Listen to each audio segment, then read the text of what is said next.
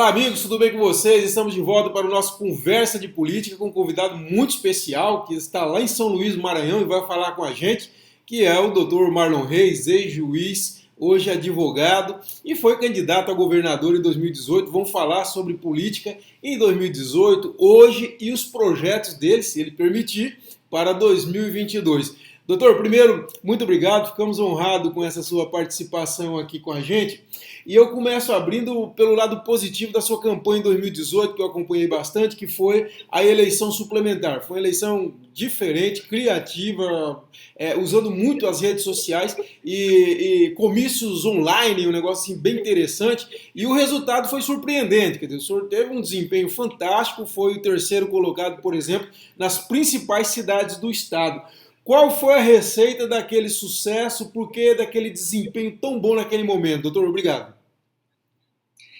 Kleber, em primeiro lugar, obrigado por estar aqui com você. Você sabe do respeito que eu tenho pelo seu trabalho como jornalista. Você realmente é uma pessoa que tem uma capacidade de comunicar muito bem sobre a política do Estado. Por isso eu não poderia nunca recusar esse convite. É uma honra estar aqui com você. Eu cheguei de volta ao meu estado, digamos assim, meses antes da eleição suplementar, porque eu decidi, no final de 2017, transferir meu domicílio de volta para o meu estado natal, mas pensando em ser candidato mais de um ano depois, em outubro de 2018. E a política do Tocantins foi surpreendida ali por aquela eleição suplementar, e eu tive que me virar com o que estava à mão. E, graças a Deus, acompanhado por pessoas muito inteligentes, ideias muito boas, a gente foi fazendo o que estava ao nosso alcance, literalmente com um celular na mão, né, e com ideia na cabeça, e percorrendo o estado de carro, andando recursos limitadíssimos, e eu acho que foi legal. Conseguimos transmitir a nossa mensagem. Eu fiquei muito feliz realmente nas grandes cidades, nas 10 maiores cidades eu fiquei terceiro lugar, com uma certa folga, digamos assim, vencendo personagens importantes da política tradicional do Tocantins. O que significa que a mensagem foi bem recebida.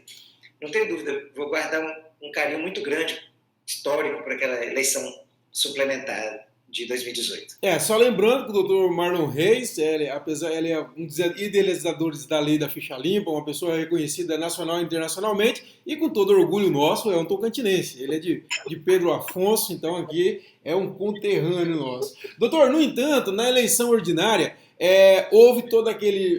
não foi o mesmo desempenho, não conseguiu repetir o desempenho, houve muitas críticas à sua política de aliança.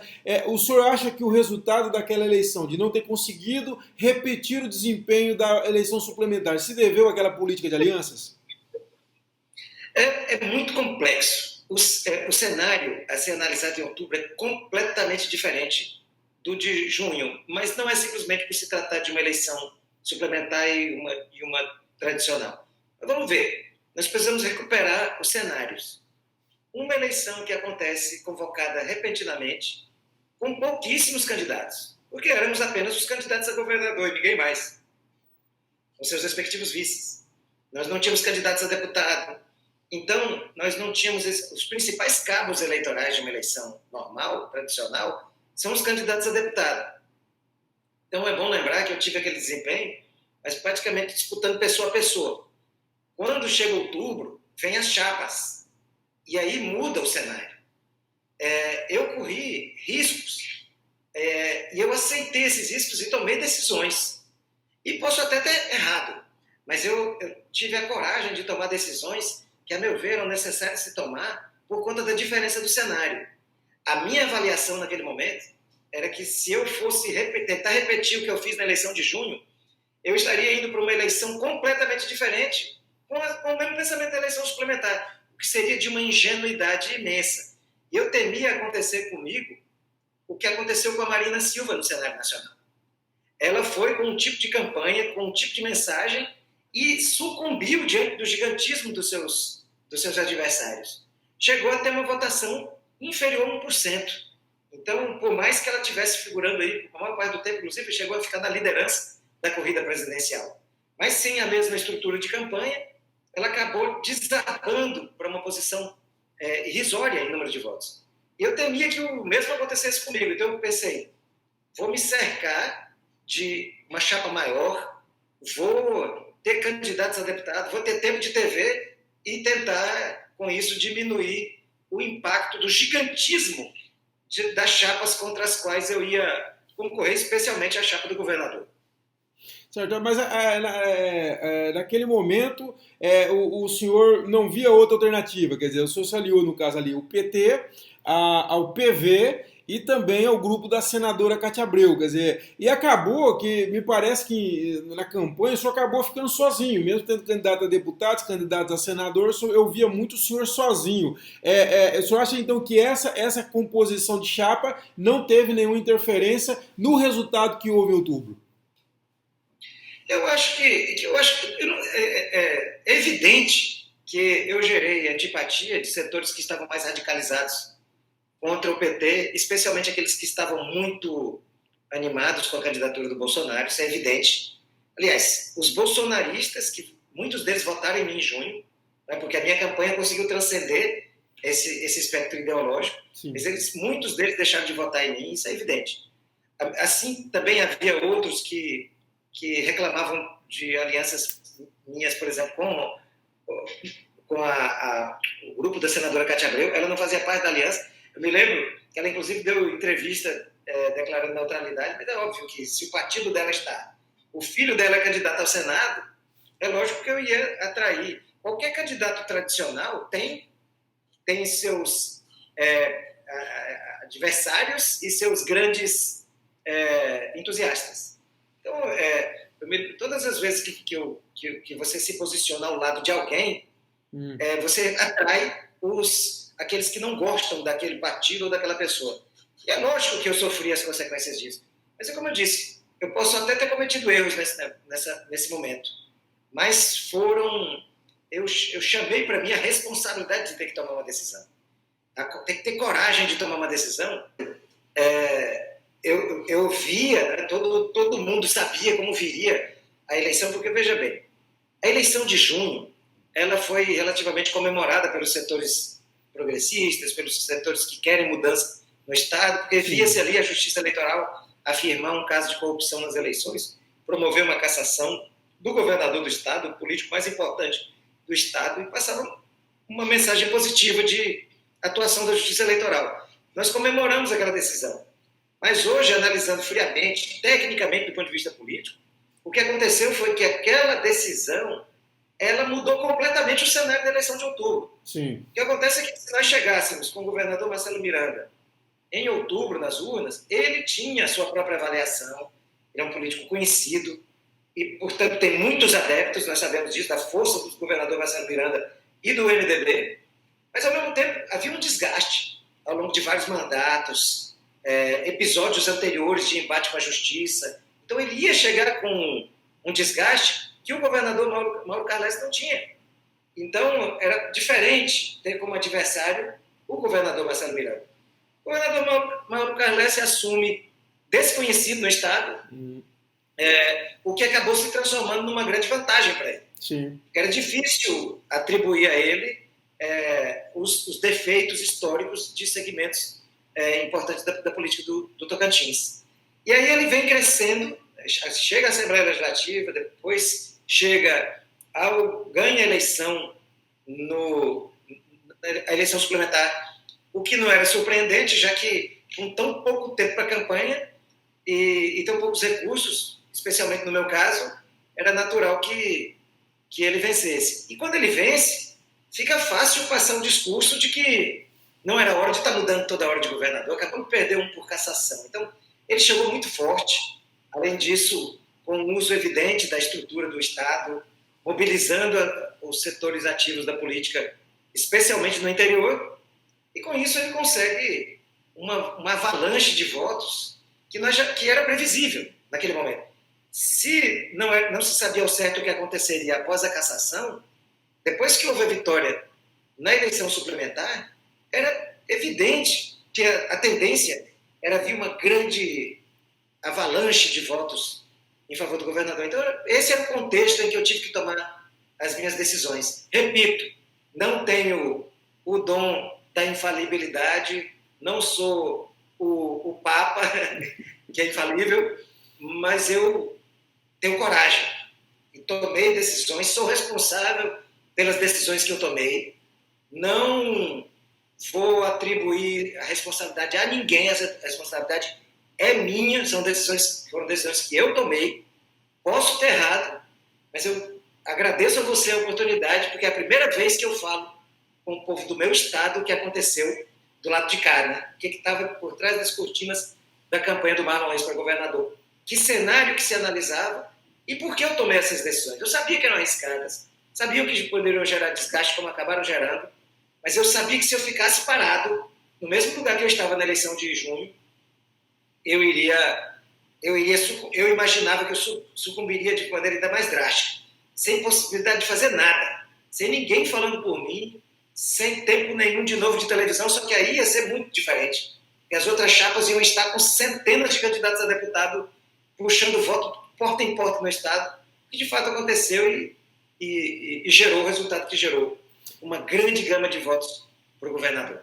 Eu conversei por WhatsApp com o ex-prefeito Carlos Amasta logo após a sua filiação ao PSB, e o Amasta fez um meia-culpa, disse que ele foi muito vaidoso naquele momento, que ele acha que vocês deveriam estar juntos desde a eleição suplementar, que seria outra realidade, e ele fala que eu fui vaidoso e o Marlon errou. O senhor concorda com esse diagnóstico do Amasta? Eu acho que o cenário ideal teria sido uma composição minha com a Amasta naquele momento. Agora, realmente, os fatores da política, eles são curiosos. É por isso que é tão instigante para quem gosta de estudar, analisar esse universo político. Naquele momento, talvez fosse impossível essa unidade, mas deveria se tentar com mais afinco. E nós chegamos a tentar. Eu vou revelar aqui um episódio que a política do Tocantins não sabe, mas nós chegamos a estar em Brasília, Amasta, eu e Marina Silva, e de lá saímos com a convicção de que estaríamos juntos na eleição. Isso na suplementar ainda?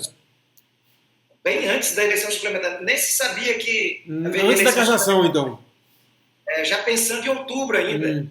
Então, pouco após a minha filiação, a gente estava conversando nesse nível. Nós chegamos a planejar andar juntos. O fato é que, até para isso, serviu a eleição suplementar. Para forçar as pessoas a tomarem decisões mais precipitadas, eu acho que é aí que aconteceu a separação. Eu tenho minhas diferenças ideológicas e pessoais com o Amasta. O que eu quero dizer é que nós não somos pessoas que pensamos de forma monolítica. Mas as proximidades sempre foram maiores do que as diferenças. Por quê? Nós estamos num campo progressista, nós não temos nenhuma dívida com as formas mais clientelistas da política do Tocantins. Nós não temos um histórico ligado a formas errôneas de obtenção de voto. E nesse aspecto nós nos parecemos muito mais do que divergimos. Por isso, teria sido melhor se nós estivéssemos há mais tempo, se não no mesmo partido, mas pelo menos agindo em aliança. Eu acho que era natural. Agora, a eleição suplementar também serviu para isso, porque ela dificultou a formação de uma análise do cenário político que fosse mais adensada, aprofundada. Até para isso, a eleição suplementar serviu de maneira negativa. Certo. Doutor, agora, houve uma manifestação da Justiça Eleitoral pela rejeição das suas contas. Quer dizer, houve lá Ministério Público, enfim, tem um processo em andamento. Como está essa situação e por que ela ocorreu, doutor? Kleber, ótima oportunidade que você me dá também. Eu nunca falei publicamente sobre esse episódio. Também eu quero registrar que o Jornal do Tocantins, me permita citar esse veículo, porque é o que tem sido, através da coluna do Lailton Costa, um observador diário dessas contas, jamais se dignou de entrar em contato comigo para me ouvir. Eu acho isso uma grande falha de um veículo tão importante e de um repórter, de um jornalista sério e que eu respeito, que é o Lailton. Mas comigo ele tem falhado, porque não custava nada uma mensagem de WhatsApp, todo jornalista do Tocantins tem meu número, e ou um e-mail ou qualquer mensagem pelas redes sociais para eu poder falar. Na verdade, o que ocorreu na eleição, e aí eu quero também manifestar o meu respeito profundo por dois grandes profissionais, que são o Emerson e o John Hanneman, que eles estiveram comigo na campanha, eles fizeram um trabalho brilhante, só que logo no começo se viu que não viria o dinheiro que eu esperava da rede. O que acontece é que, há pouco eu mencionei o colapso da campanha da Marina, eu só posso acreditar que tenha sido por isso que a rede não mandou dinheiro nenhum para a minha campanha, zero, sendo eu candidato a governador.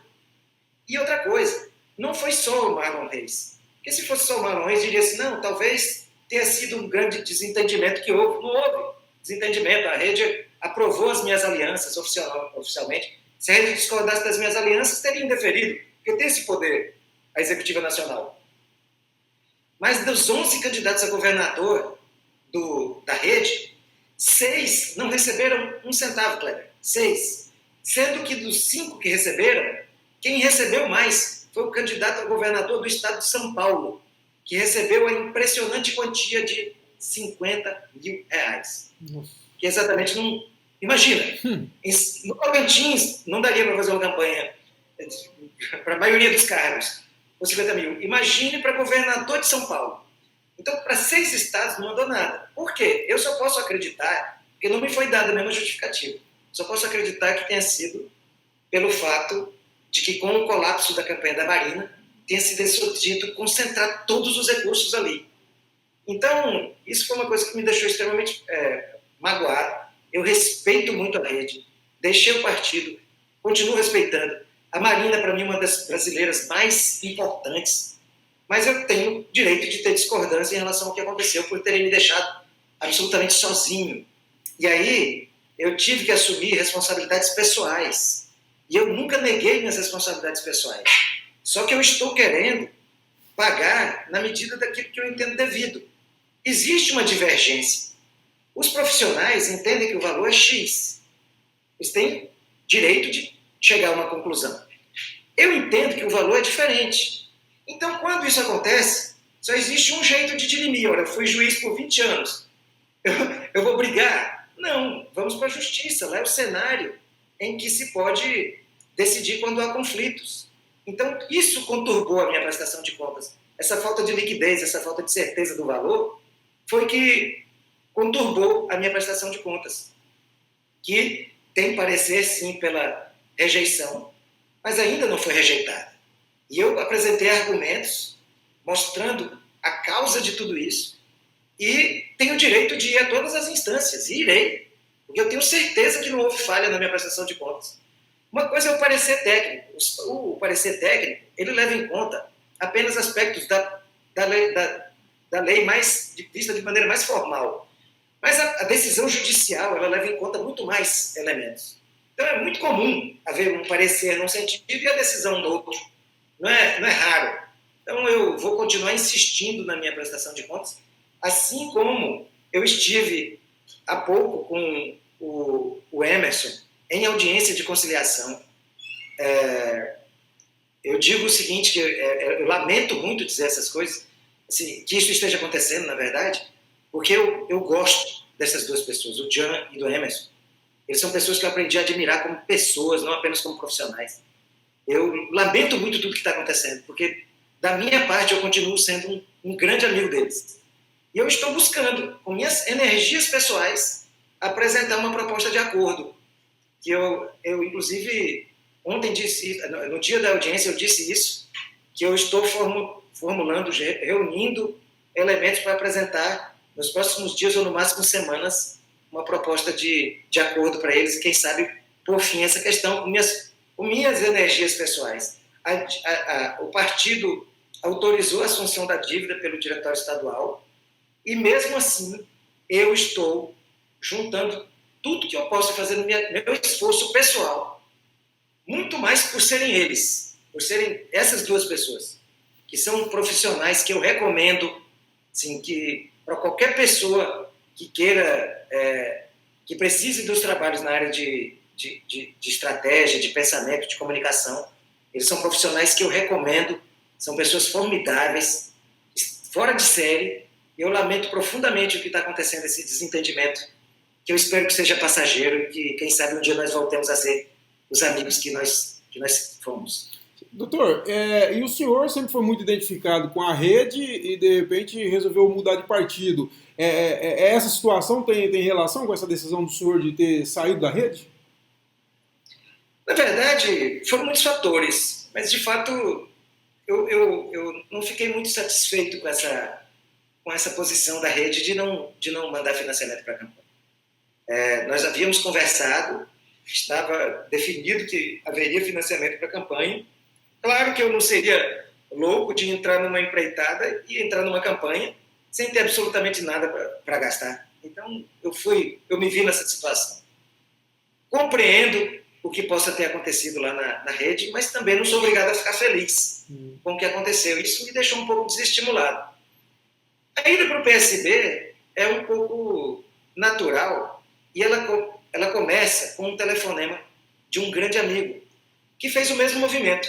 Saiu da rede e foi para o PSB, que é o deputado federal Alessandro Molon, do Rio de Janeiro, que inclusive é o líder do PSB na Câmara, e que me ligou, assim, tem cerca de um mês. Ele já tinha falado sobre isso comigo antes, mas como eu ainda estava muito convicto de permanecer na rede, não.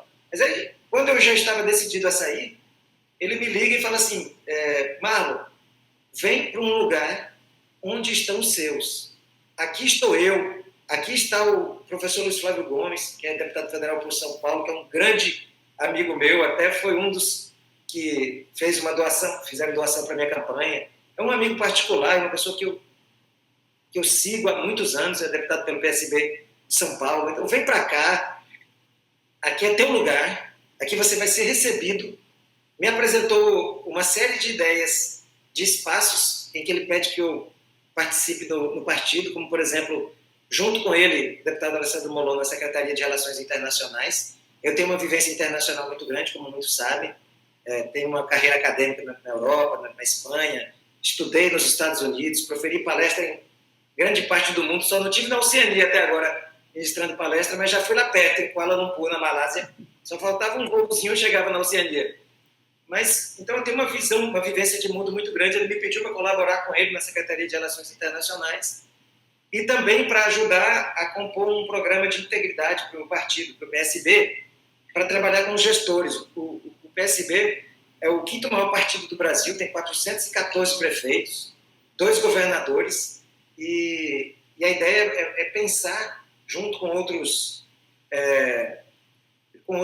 pensadores, né, junto com outras pessoas que se dedicam ao tema, uma proposta, um projeto de integridade na gestão para apresentar para os nossos gestores, que são muitos pelo Brasil.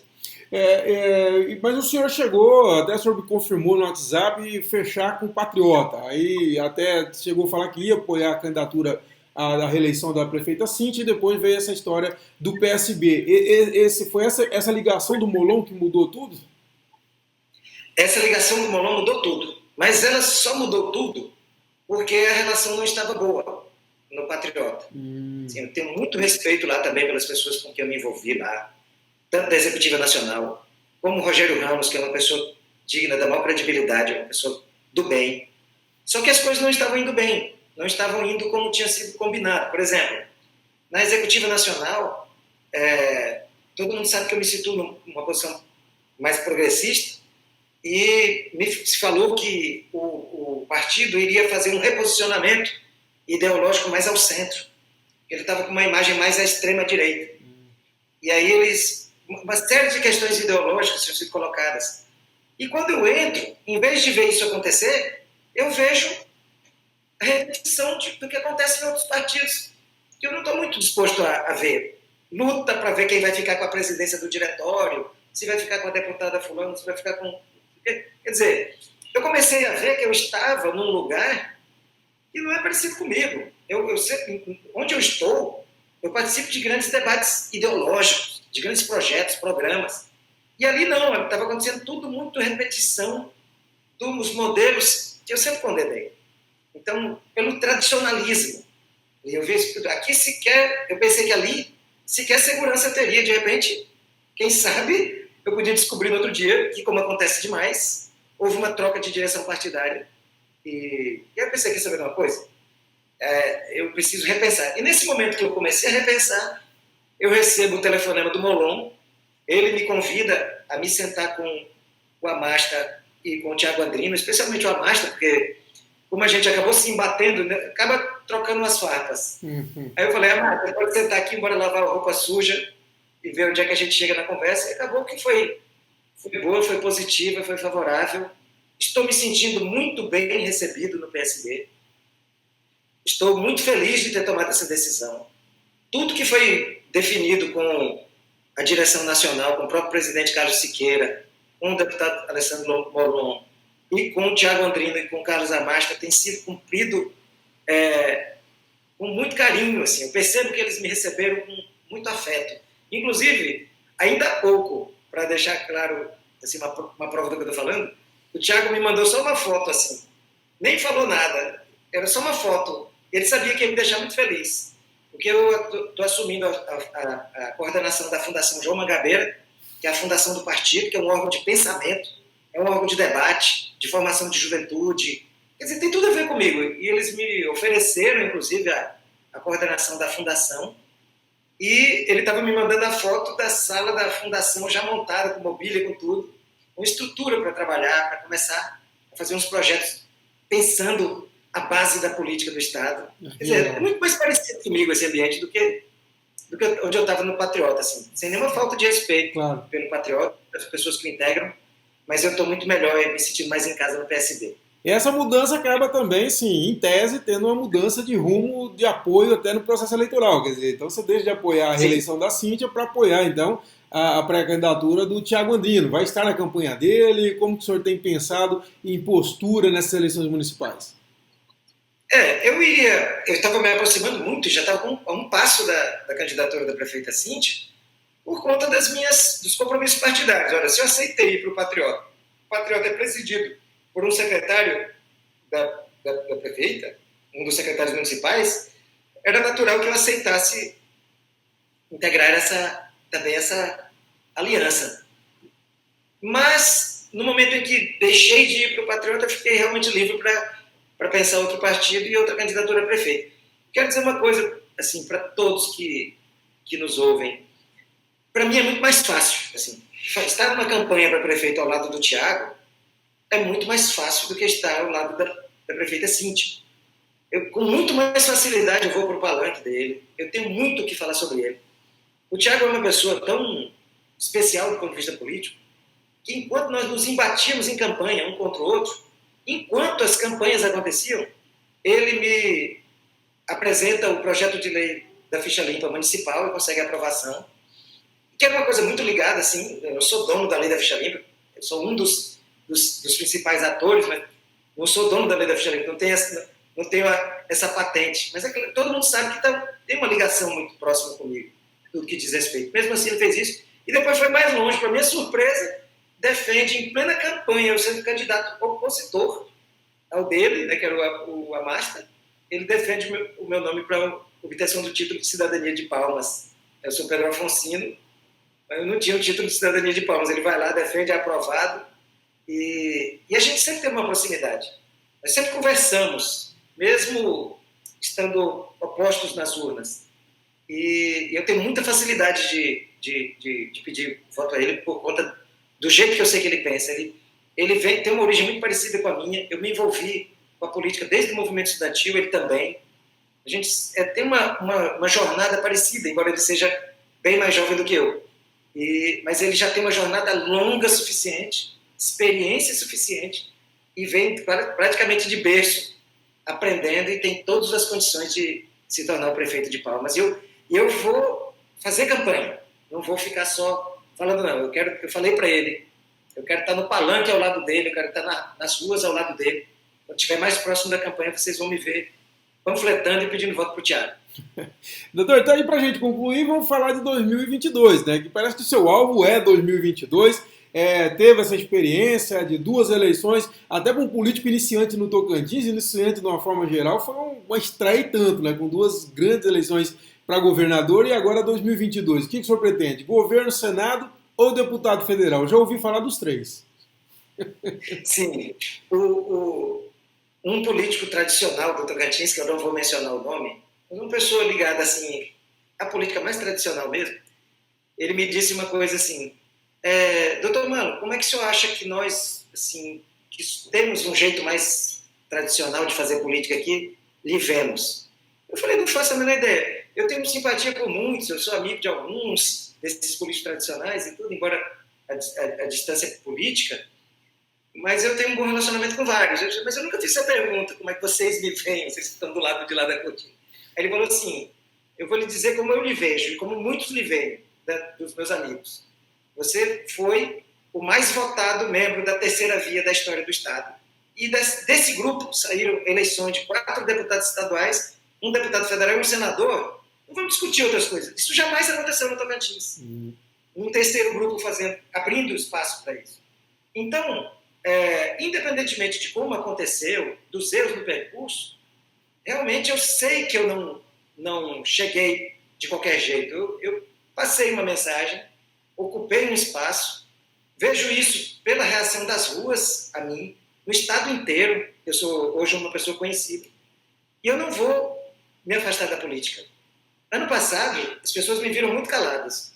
E esse ano, a primeira vez que eu falo de maneira mais enfática em público é nessa oportunidade que você está me dando.